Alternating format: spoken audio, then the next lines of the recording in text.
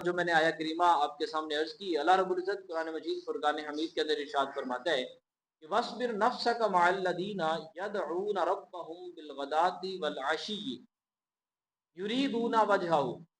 اللہ رب العزت ارشاد فرماتا ہے کہ ان لوگوں کے ساتھ ٹھہرے رہو جو اپنی صبح اور اپنی ہر شام کو اللہ رب العزت کے ذکر کے ساتھ جوڑے رکھتے ہیں، یعنی جو صبح بھی اللہ کا ذکر کرتے ہیں اور شام کو بھی اللہ کا ذکر کرتے ہیں، تم اپنے آپ کو ان لوگوں کے ساتھ جوڑے رکھو،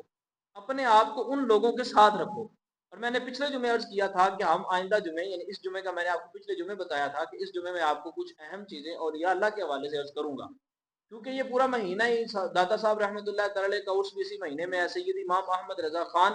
محدث بریلوی رحمۃ اللہ تعالی کا عرس بھی اسی ماہ کے اندر آتا ہے، اور پھر اسی ماہ کے بعد دوسرا ربیع الاول کا مہینہ شروع ہو جاتا ہے۔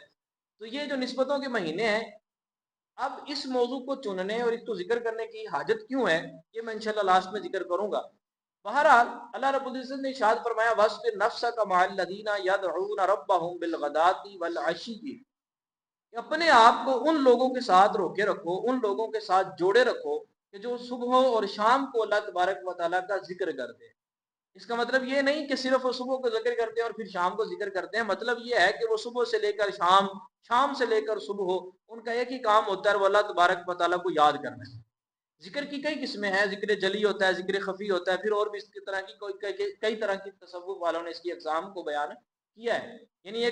قلب کا ذکر ہوتا ہے، وہ زبان سے نہیں بولا جاتا، صرف دل میں۔ اور اولیاء کرام یہ فرماتے ہیں کہ انسان زبان کے ساتھ چاہے جو مرضی کر رہا ہو، یعنی بعض اوقات جو جائز گفتگو ہے، جو بعض اوقات ثواب والی ہے جائز گفتگو ہے، وہ اگر کر رہا ہے لیکن اس کے ساتھ ساتھ اس کا دل پھر بھی اللہ کی یاد کے اندر ہے، یہ ذکر خفی ہے، یہ دل کا ذکر ہے، جسے ذکر قلبی بھی کہا جاتا ہے۔ اور زبان کا ذکر تو آپ سب جانتے ہیں کہ زبان سے اللہ تبارک و تعالیٰ کو یاد کرنا وہ کسی بھی طریقے سے ہو سکتا ہے، صرف اللہ اللہ یا اللہ کے کسی صفاتی نام کا ذکر کرنا ہی رب کا ذکر کرنا نہیں، رب کے محبوب بندوں کا ذکر بھی رب کا ہی ذکر ہے۔ ہم اس کے بندوں کو جب ذکر کرتے ہیں، ان کی شان کو بیان کرتے ہیں، تو در حقیقت یہی بتا رہے ہوتے ہیں کہ وہ لوگ تھے کہ جنہوں نے اللہ کے ساتھ اپنے آپ کو جوڑا، اور اللہ تبارک و تعالیٰ نے ان سے محبت کی، وہ اللہ سے انہوں نے محبت کی، اور اللہ نے انہیں یہ مقام عطا فرمایا۔ بتانے کا مقصد یہ ہوتا ہے کہ ہم بھی اس طرح کی محبت کر سکیں، ان کے راستے پر چل سکیں، اور وہ مقام کہ جو انہوں نے اللہ تبارک و تعالیٰ کی محبوبیت والا پایا ہے وہ ہم بھی پا سکیں۔ اور پھر ایک حدیث پاک مشکوٰۃ شریف اور بخاری مسلم دونوں کے اندر موجود ہے، یعنی اسے متفق علیہ روایت کہتے ہیں، یعنی جو بخاری اور مسلم دونوں کی شرائط کے اوپر مکمل طور پر صحیح ہو اور دونوں نے اس کو ذکر کیا ہو۔ آپ فرماتے ہیں کہ اللہ رب العزت ارشاد فرماتا ہے، یہ حدیث قدسی ہے، اور حدیث قدسی سے مراد وہ حدیث ہوتی ہے کہ جس کے اندر الفاظ تو نبی پاک صاحب الاوراق صلی اللہ علیہ وآلہ وسلم کے ہوتے ہیں، لیکن اس کا جو معنی مفہوم ہوتا ہے وہ اللہ کی طرف سے ذکر کیا ہوتا ہے، وہ ڈائریکٹ اللہ کی طرف سے ہوتا ہے۔ وحی میں یعنی قرآن میں اور حدیث قدسی میں صرف اتنا فرق ہے کہ قرآن مجید فرقان حمید کے جو الفاظ ہیں اور جو معنی ہیں وہ دونوں اللہ کی طرف سے ہیں،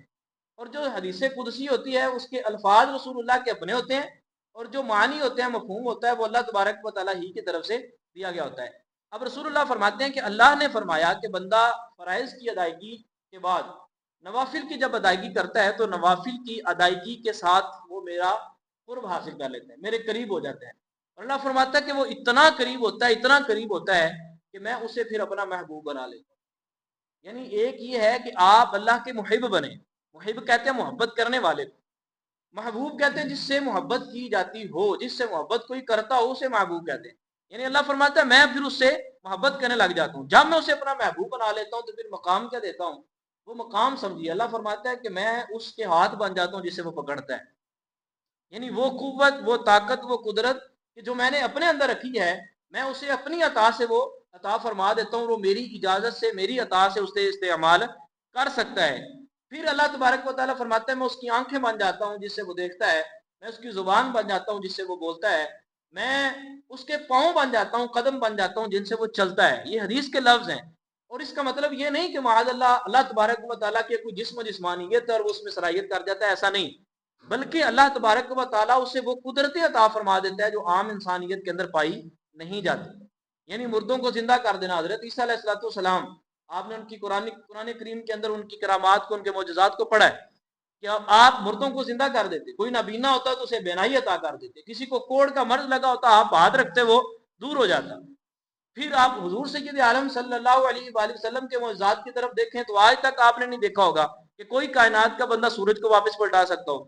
ممکن ہی نہیں، حضور نے پلٹایا۔ چاند کو توڑ کے نیچے لا سکتا ہو، سائنس اتنی ترقی کر گئی کے بعد دعویٰ یہ کیا جاتا ہے کہ ہم چاند پہ پہنچے، چاند کے اوپر ہم نے جا کے اپنا ٹھکانہ بنایا، لیکن پھر بھی چاند کو توڑ کے زمین پر نہیں لا سکے، جتنی مرضی ترقی کر گئے۔ لیکن حضور سید عالم کا ایک اشارہ کرنا تھا کہ چاند تو ٹوٹ کے زمین پر آ گیا۔ یعنی یہ قوتیں اللہ تب عطا فرماتا ہے جب اللہ اپنی محبوبیت کا درجہ اسے عطا کر دیتا ہے۔ حضرت سلیمان علیہ السلام آپ کا ہی وہ صاحب تھا، صاحب کتاب بندہ تھا جس کو کتاب کا علم تھا۔ اب دیکھیں عام بندہ تو وہ تخت اٹھاتا جو بلقیس کا تخت تھا، وہ عام بندہ اٹھائے تو عام شاید وہ 40 بندے اس کو اٹھاتے تو شاید وہ نہ اٹھایا جاتا، اور پھر جتنی جگہ پر اس نے سیو کر کے جتنا وہ وزنی تھا اور جس طرح اس نے رکھا ہوا تھا اس کو اٹھانا اس کو لانا ممکن ہی نہیں تھا، بڑا مشکل کام تھا۔ لیکن ایک شخص کہتا ہے کہ آپ کے پلک جھپکنے سے پہلے میں وہ یہاں لے آؤں گا۔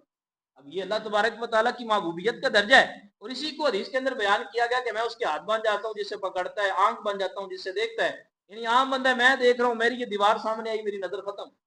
میں دیوار کے پس پشت نہیں دیکھ سکتا کہ دیوار کے باہر کیا ہے۔ لیکن جب اللہ کی محبوبیت کا درجہ بن جاتا ہے تو دیوار کیا، پھر اللہ تبارک و تعالیٰ کے جو بندے ہیں وہ سینے میں دھڑکنے والے دل کی جو آہٹ ہوتی ہے نا اس کو بھی پہچان لیتے ہیں کہ اس کے دل کے اندر خیال کیا آ رہا ہے۔ یہ اللہ کی قدرت ہے، اس طرح کی قدرت اللہ عطا فرماتا ہے۔ اور جب یہ محبوبیت کا درجہ مل جاتا ہے نا تو اللہ فرماتا ہے پھر میں اسے ایک انعام عطا کرتا ہوں کہ جو بھی وہ مجھ سے سوال کرتا ہے میں اسے عطا فرما دیتا ہوں، اور کل قیامت کے دن وہ جس کی بھی مجھ سے سفارش کرے گا، جس کی بھی مجھ سے بخشش چاہے گا، اللہ فرماتا ہے وہ جس کی بخشش چاہے گا میں اس کی بخشش عطا فرما دوں۔ یعنی اس طرح کا مرتبہ، اس طرح کا مقام اللہ تبارک و تعالیٰ پھر بندہ اپنے بندے جو محبوب بندہ ہوتا ہے اس کو عطا فرماتا ہے۔ اب یہ میری باتیں نہیں ہیں، ہمارے دور کا سب سے بڑا المیہ یہ ہے کہ ہم نہ دو چیزوں کے پیچھے بھاگتے ہیں آج کل کے دور کے اندر، سوشل میڈیا، اور پھر سب سے بڑا سوشل میڈیا پر جو فتنہ ہے وہ ہے سائنس۔ آپ میں سے کچھ لوگ پڑھے لکھے، بلکہ صاحب میرے حساب سے پڑھے لکھے بیٹھے ہوں گے، تو آپ دیکھیں علم کے حصول کے کچھ ذرائع ہوتے ہیں، علم کے حصول کے ذرائع ہوتے ہیں، یعنی حواس خمسہ بھی جنہیں کہا جاتا ہے۔ حواس خمسہ سے مراد ہمارے سینسز ہوتے ہیں، 5 سینسز ہوتے ہیں، 5 سینس ہوتے ہیں جن کے ذریعے ہم چیزوں کی پہچان کرتے ہیں، فزیکل چیزوں کو پہچان سکتے ہیں، جو مادی چیزیں ہیں جو ہمارے پاس موجود ہیں، نظر آ رہی ہیں، جن کو ہم سونگھ سکتے ہیں، چھو سکتے ہیں، محسوس کر سکتے ہیں، ایسی چیزوں کو کہتے ہیں فزیکل چیزیں، مادی چیزیں۔ اب سائنس صرف جو ہے نا وہ مادی چیزوں کے بارے میں گفتگو کرتی ہے، وہ غیر مادی چیزوں کے بارے میں گفتگو نہیں کر سکتی۔ لیکن جو اللہ کے معاملات ہیں نا، جس طرح اللہ نے قرآن مجید فرقان حمید سورہ بقرہ سٹارٹ والی آیات کے اندر ہی جب ایمان والوں کی علامت بیان کی نا کہ ایمان والے کون ہیں، متقین کون ہیں، تو اللہ فرماتا ہے ھدی للمتقین الذین یؤمنون بالغیب، وہ لوگ ہیں کہ جو غیب پر ایمان لاتے ہیں۔ اب غیب مادی چیز نہیں ہو سکتی، جو چیز مادی ہے وہ تو آپ کو نظر آئے گی، یا آپ اس کو دیکھ سکتے ہوں گے، یا آپ اس کو چکھ سکتے ہوں گے، یا آپ اس کو پکڑ سکتے ہوں گے، کسی نہ کسی طریقے آپ کو وہ محسوس ہوگی کیونکہ وہ مادی ہے، وہ فزیکلی موجود ہے۔ اب جو فزیکلی موجود نہیں ہے اس کو آپ دیکھ نہیں سکتے، اس کو آپ چھو نہیں سکتے، اس کو آپ محسوس نہیں کر سکتے، لیکن وہ آپ کا عقیدہ ضرور ہوتا ہے۔ جس طرح آپ نے رب کو دیکھا نہیں، نہ ہماری دنیا کے اندر آنکھ رب تبارک و تعالیٰ کو دیکھ سکتی ہے، لیکن اس پر ایمان لانا ضروری ہے، اس کو ماننا ضروری ہے۔ یہ اللہ تبارک و تعالیٰ، اسی طرح فرشتوں کو آپ نے نہیں دیکھا، جنات کو آپ نے نہیں دیکھا، اللہ تبارک و تعالیٰ کی کئی مخلوقات ایسی ہیں کہ جو ہم نہیں دیکھ سکتے، جو ہم نے ابھی تک دیکھی بھی نہیں ہے، دنیا کی آنکھ سے ہم دیکھ بھی نہیں سکتے، لیکن اس کے باوجود ان پر ایمان لانا ضروری ہے، اور ان کا انکار کفر ہے، ان کا انکار کریں گے دائرہ اسلام سے خارج ہو جائیں گے۔ تو بات ساری سمجھانے کا مطلب یہ ہے کہ اللہ تبارک و تعالیٰ کے جو محبوب بندے ہوتے ہیں انہیں جو شانیں عطا کی جاتی ہیں، ان کو جو مقام و مرتبے ملتے ہیں، ان کو ہم فزیکلی جو ہے نا وہ سمجھ نہیں سکتے۔ اور آج کل کے ہمارے دور کا سب سے بڑا المیہ یہ ہے کہ ہماری صحبتوں کو اللہ والوں سے دور کر دیا گیا۔ ہمیں یہ سمجھایا گیا کہ آپ اگر اللہ کی عبادت کرنا چاہتے ہیں تو اکیلے کمرے میں بیٹھ کے خود کر لیں، آپ بھی تو انسان ہیں۔ اللہ فرماتا ہے لا تقنطوا من رحمت اللہ، میری رحمت سے مایوس نہ ہو، نحن اقرب الیہ من حبل الورید، میں تمہاری شاہراگ سے بھی زیادہ قریب ہوں۔ بھائی اللہ قریب ہے،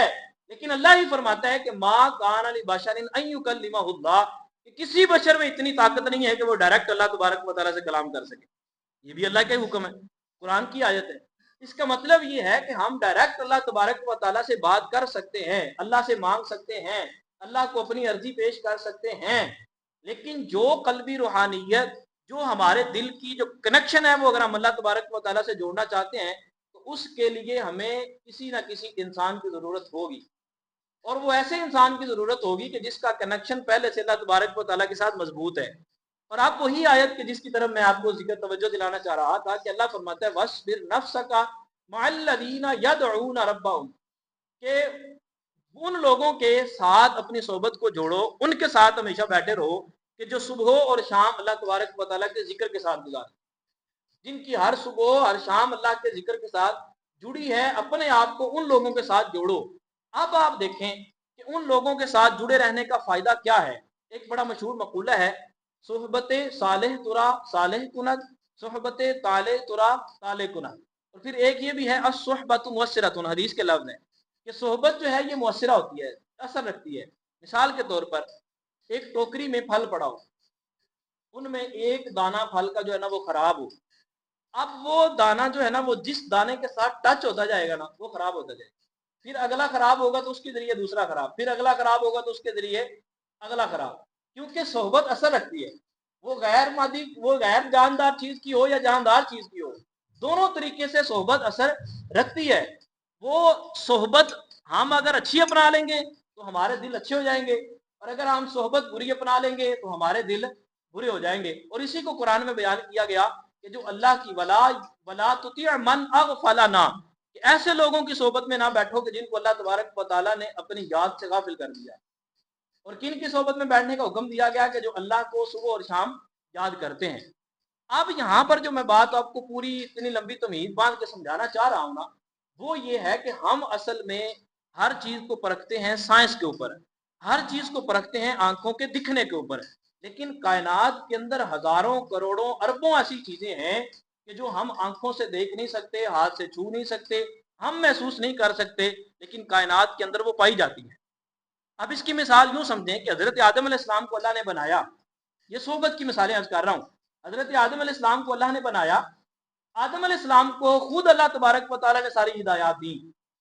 لیکن ان کے بعد جو لوگ آئے ان کو حضرت آدم پر ذمہ داری دی کہ آپ ان کو سمجھائیں، تو پھر اللہ تبارک و تعالیٰ معاذ اللہ اتنی طاقت نہیں ہے کہ وہ سب کو سمجھا سکتا ہے، طاقت ہے لیکن ہمارے اندر وہ طاقت نہیں رکھی گی کہ ہم ڈائریکٹ اللہ تبارک و تعالیٰ سے کلام کر سکیں۔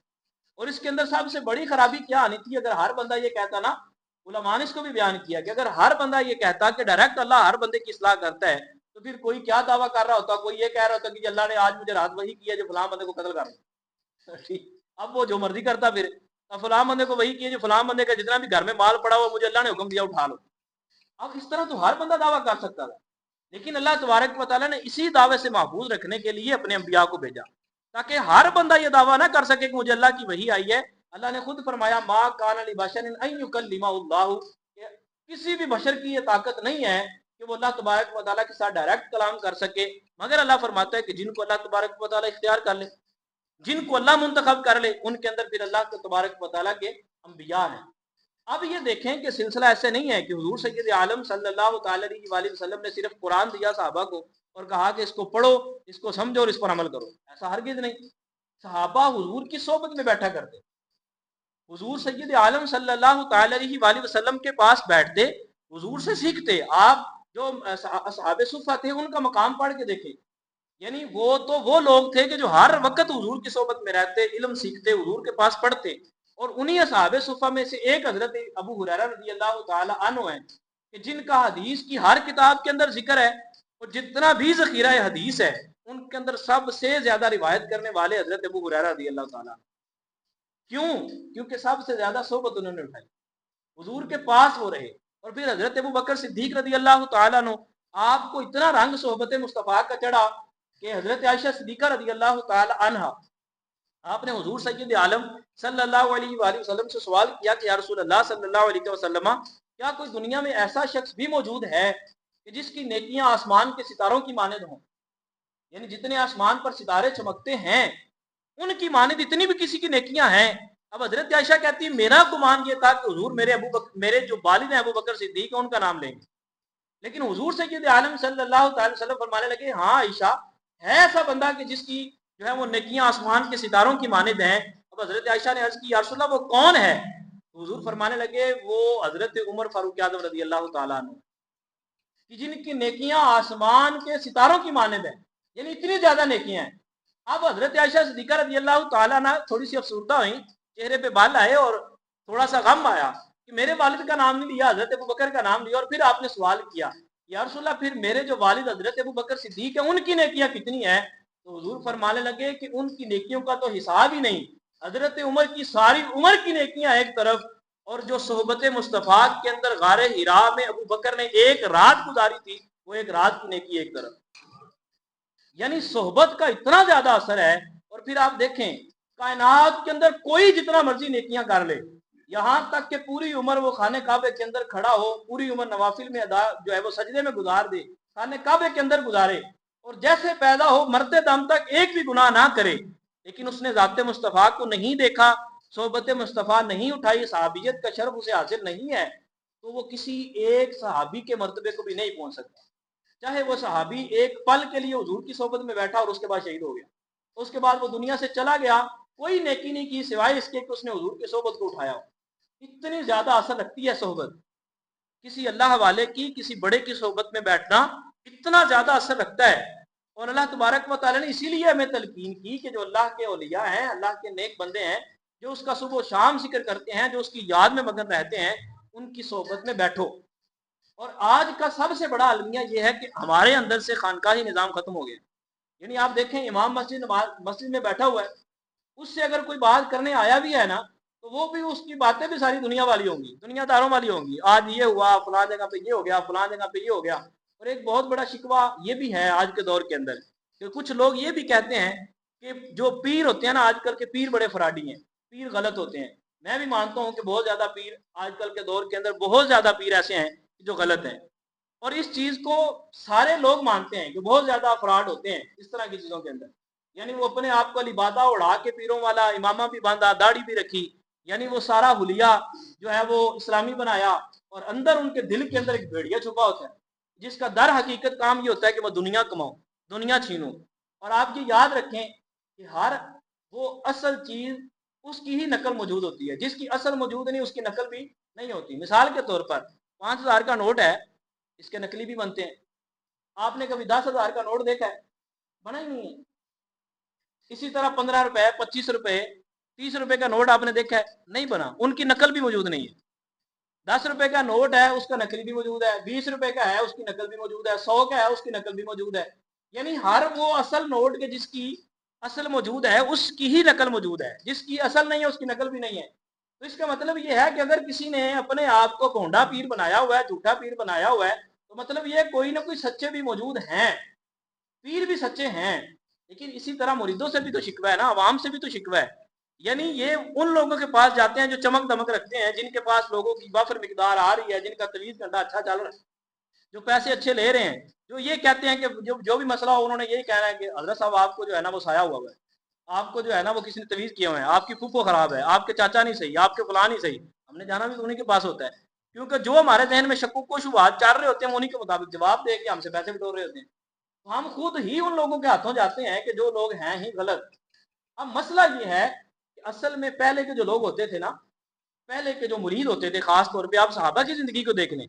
कौन सा सहाबी ऐसा है? चंद एक सहाबा ने आके हुजूर की बारगाह में अर्ज किया था कि या रसूलल्लाह सल्लल्लाहु अलैहि वसल्लम,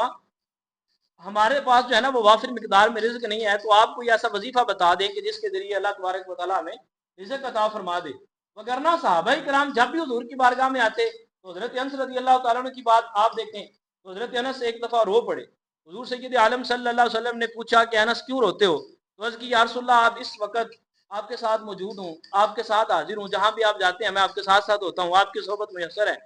लेकिन जब आप जन्नत में चले जाएंगे, हम दुनिया से चले जाएंगे, उसके बाद आप जन्नत के अंदर होंगे, आला मुकाम आला मर्तबे के अंदर होंगे, और आप तो अंबिया के अंदर होंगे और हम आम लोगों के अंदर होंगे। यानी ये सहाबी की आजिज़ी थी ना। उन्होंने कहा हम आप आम लोगों में होंगे, आप वो आला दर्जों के अंदर होंगे, तो हमें तो लगता है कि आपको देख नहीं पाएंगे, तो हम कैसे रह पाएंगे? यानी जन्नत भी मिल गई, सारा कुछ मिल गया, लेकिन आपकी सोहबत नहीं तो कुछ भी नहीं। अब रसूलुल्लाह सल्लल्लाहु अलैहि वसल्लम मुस्कुराए और फरमाने लगे अनस गमज़दा ना हो, जिस तरह जो बंदा दुनिया में किसी से मोहब्बत करता है, कल क़यामत के दिन अल्लाह तबारक व तआला जन्नत में भी दोनों को इकट्ठा रखेगा, साथ साथ रखेगा। یعنی اگر تم مجھ سے محبت کرتے ہو تو قیامت کے دن جب جنت میں چلے جاؤ گے تو اس کے بعد بھی میری صحبت تمہیں میسر آتی رہے گی۔ اب بہرحال جو بات میں کرنا چاہ رہا ہوں وہ یہ ہے کہ اب حضور کی بارگاہ میں صحابہ آتے اور آ کے عرض کرتے یا رسول اللہ صلی اللہ علیہ وسلم میری نیکیاں کام ہے، میں نیکیوں کو کیسے بڑھاؤں، میں جنت میں جانا چاہتا ہوں، آپ کی صحبت اٹھانا چاہتا ہوں، وہ کیسے اٹھاؤں، فلاں نیکی ہے وہ میں کیسے کروں، فلاں کام ہے اس کے اندر کتنا اجر ہے۔ لیکن آج کل جو بھی آتا ہے وہ یہ کہتا ہے حضرت دعا کر دے حالات بڑے خراب ہیں، حضرت دعا کر دے میرے پتر کو نوکری مل جائے، حضرت دعا کر دے میرے معاملات کے چل رہے ہیں تو یہ ٹھیک ہو جائیں۔ جب ہم نے پیروں سے بھی دنیا ہی مانگنی ہے، جب اللہ والوں کے پاس بھی جا کر ہم نے دنیا ہی کا سوال کرنا ہے، ہم نے یہ نہیں سوال کرنا کہ حضرت دعا کر دیں اللہ مجھے نیک بنائے اور میری مغفرت کر دے، اللہ مجھے نیکوں کی صحبت عطا کر دے، اللہ تبارک و تعالیٰ مجھے عبادت کرنے کی توفیق دے دے۔ جب ہم نے اس طرح کی دعا کروانی نہیں ہے، ہم ہیں ہی دنیا دار تو ہمیں دنیا داری ملنے، وَلَيْسَ لِلْإِنسَانِ إِلَّا مَا سَعَىٰ، قرآن کا فیصلہ ہے انسان کے لیے وہی ہے جس کی وہ کوشش کرتا ہے۔ ہم نے کوشش ہی دنیا کے لیے کی تو دنیا ہی ملنی ہے۔ جب ہم یہ مطلب اسلام ہرگز یہ نہیں کہتا کہ آپ دنیا کو اوپر سے پشت ڈال دیں اور صرف جو ہے وہ آپ راہبانیت اختیار کر لیں اور کپڑے بھی اتار دیں اور صرف جو ہے نا وہ جتنا آپ کو سطر ہے اتنا چھپائیں اور پھر عبادت کرتے رہیں، نہیں نہیں، اسلام کہتا ہے رزق حلال کماؤ، عبادت کے ساتھ ساتھ رزق حلال بھی کماؤ، اللہ تبارک و تعالیٰ اس رزق کے اندر برکت بھی دے گا اور تمہیں ثواب بھی عطا فرمائے۔ اسلام تو اتنا حسین دین ہے، لیکن ہم طریقہ کار اختیار کریں وہ والا کہ جو احسن طریقہ ہے، جو اچھا طریقہ ہے۔ بہرحال جو میں عرض کر رہا تھا کہ ہم آج کل پہلی بات تو یہ ہے کہ ہمیں اچھا پیر ملتا ہی نہیں، کیونکہ ہم کوشش نہیں کرتے، ہماری کوشش ہی نہیں ہے، اور جب ہم کوشش کریں گے کوئی اچھا مل جاتا ہے تو پھر ہم اس انداز میں اس سے فیوز و برکات لے نہیں پاتے جس میں لینی چاہیے۔ اور یہ سب سے بڑا المیہ آج کل کے ہمارے دور کا ہے کہ آپ دیکھیں ہمارے پاس دولت بھی ہوتی ہے، سارا کچھ ہوتا ہے، سب کچھ اللہ دے دیتا ہے، سارا کچھ مل جاتا ہے، لیکن اس کے باوجود جو ایک قلبی سکون ہے نا، یہ جو اللہ والوں کے پاس ہوتا ہے، یہ جو اللہ تبارک و تعالیٰ کی یاد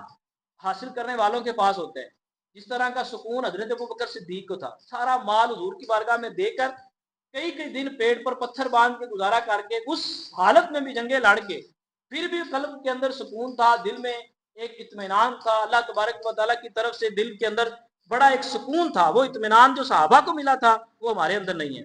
وہ اطمینان جو اللہ کے اولیاء کے پاس ہے، جائے اس کے کہ ان کے پاس نہ اپنا گھر ہوتا تھا،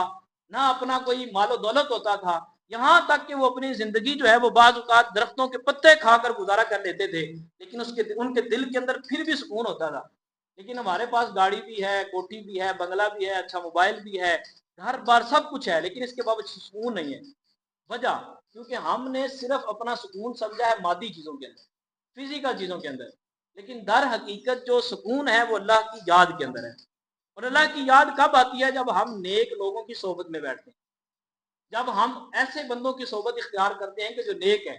اب ان کی صحبت کے طریقے میں نے پچھلے جمعے عرض کر دیے تھے، کئی طریقے ان کی صحبت اٹھانے۔ ایک یہ ہے کہ کوئی اللہ کا ولی ہو، اس کے پاس جا کر آپ بیٹھیں، اس سے اللہ کی باتیں سنیں، اس سے دین کی باتیں سیکھیں، ایک یہ صحبت ہے۔ دوسری یہ صحبت ہے کہ جو ہمارے اسلاف اکابرین گزر گئے انہوں نے جو کتابیں لکھی، ان کتابوں کا مطالعہ کر کے ان کی صحبت کو حاصل کریں۔ اور کتاب ایک ایسی چیز ہے کہ حضرت امام مالک رحمۃ اللہ تعالی کے بارے میں نے پڑھا کہ آپ کو ایک کتاب کی ضرورت تھی اور آپ کے پاس پیسے نہیں تھے، کوئی بھی رقم موجود نہیں تھی اور کتاب کی ضرورت تھی، آپ رحمۃ اللہ تعالی نے اپنے گھر کی آدھی چھت اتاری اور اسے بیچ دیا، بیچ کے آپ نے کتاب خریدی۔ اور جب کسی نے پوچھا نا کہ حضرت چھت آپ کے اوپر سایہ کرتی ہے، آپ کو رات کو سونے کے لیے میسر آتی ہے، آپ نے سکون کرنا ہوتا ہے، تو آپ نے وہی بیچ دی اور کتاب کے لیے، تو آپ فرمانے لگے کہ میں آدھی چھت کے اندر گزارا کر سکتا ہوں لیکن کتاب کے گزارا نہیں۔ لیکن میرے پاس سوشل میڈیا موجود ہے، مجھے خریدنے کی ضرورت نہیں ہے، میرے پاس اتنا مہنگا موبائل ہے، آپ کے پاس لیپ ٹاپ موبائل سارا کچھ موجود ہے، اس میں آپ ڈاؤن لوڈ کریں پڑھیں، ہم تو اتنا بھی نہیں کر سکتے۔ یعنی میں یہ ترغیب نہیں دے رہا کہ آپ اسی میں کریں، میں ترغیب یہی دوں گا کہ آپ ہارڈ سافٹ جو ہے نا وہ لیں، اس کے اندر یعنی ہارڈ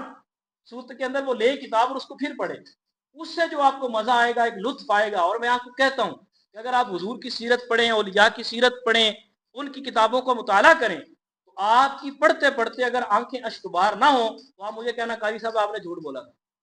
آپ غلط کہتے ہیں۔ یہ میں کہہ رہا ہوں، آپ پڑھ کے دیکھیں ان کو، چند دن چند مہینے آپ لگاتار پڑھیں، اپنے دل کے اوپر ان کا اثر لے کر آئیں۔ اگر آپ کی آنکھیں آنسو نہ بہائیں تو مجھے کہیے گا، اگر آپ کا دل صاف نہ ہو تو مجھے کہیے گا۔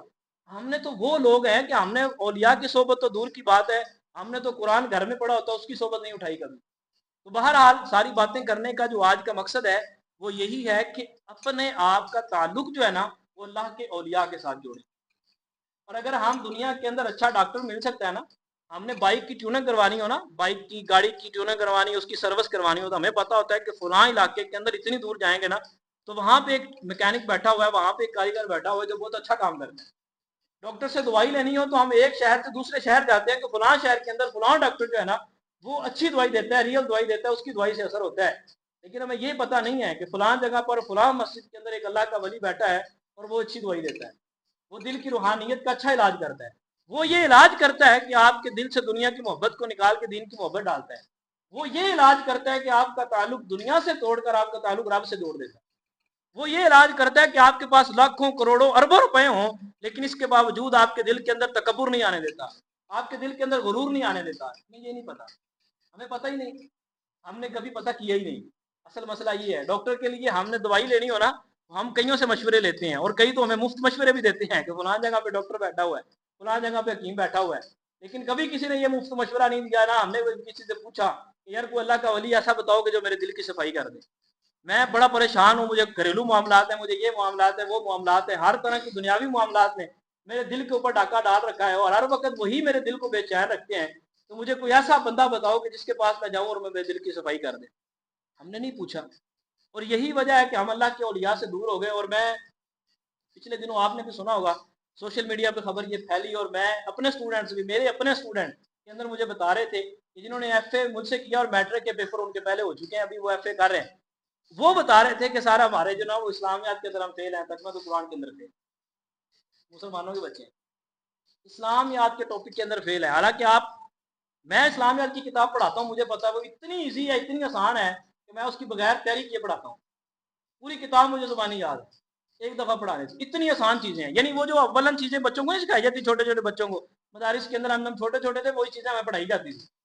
वो जुमा के खुतबे के मामलात, वो ये वो अकायद के मामलात, छोटी मोटी सारी चीजें वो सारी उसमें मौजूद है। लेकिन इसके बावजूद बच्चा इंग्लिश में पास है, फिजिक्स में पास है, बायो में पास है कि जो इतने मुश्किल टॉपिक्स हैं। फेल किस में है? इस्लामियात में। फेल किस में है? तर्जुमतुल कुरान में। बच्चा किसका है? मुसलमान का।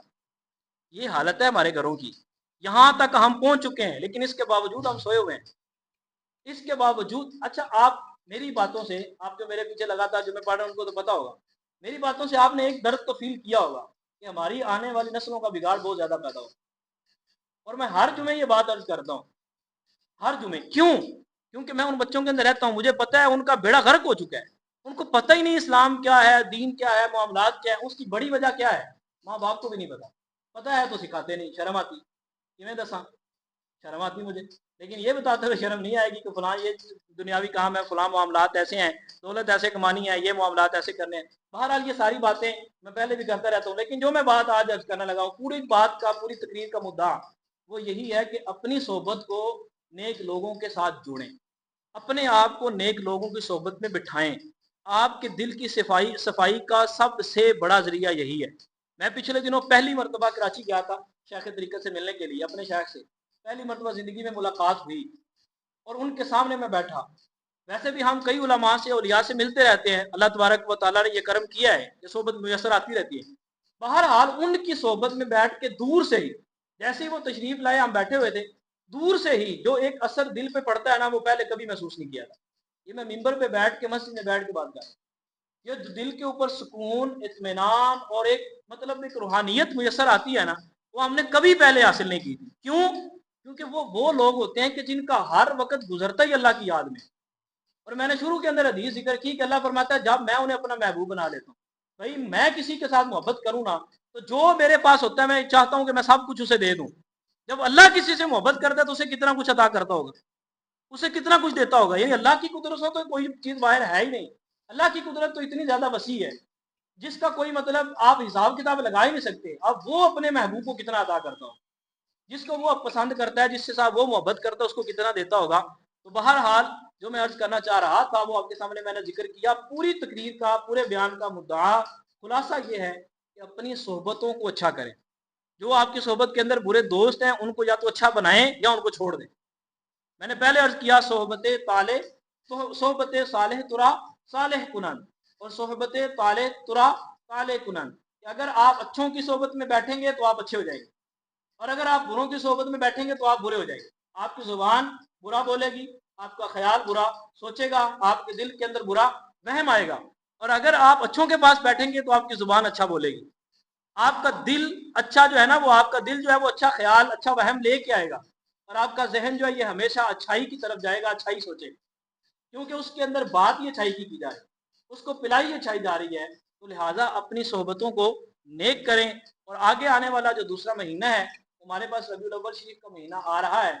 इस महीने के अंदर तो खूब खूब बरकतें हासिल करें, हुजूर का जिक्र करें, हुजूर का जिक्र सुने और उन्हीं की बात करें। और आपको मैं ये अर्ज करता चलूँ जो आखिरी बात, कि जितनी ज़्यादा आपके दिल के अंदर हुजूर की मोहब्बत होगी, आपका दिल उतना ज़्यादा साफ होगा।